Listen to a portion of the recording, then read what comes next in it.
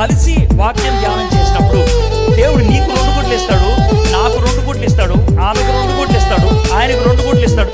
నాకు ఇచ్చిన గుడ్లు నీతో పంచుకుంటా, నీకు ఇచ్చిన గుడ్లు నాతో పంచుకుంటాం. దేవుని ప్రేమను ఒకళ్ళ నుంచి ఒకళ్ళు పొందుతాం.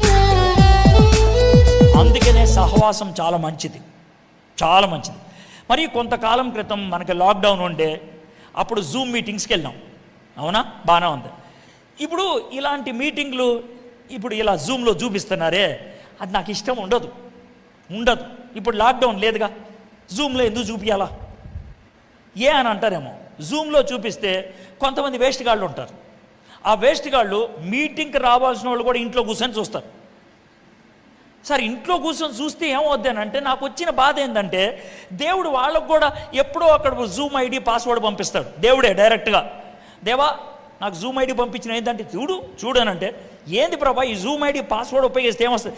ఏం లేదురా, నువ్వు మీటింగ్లు అన్నీ కూడా జూమ్లో చూస్తున్నావు కదా, కూడా జూమ్లో చూడను.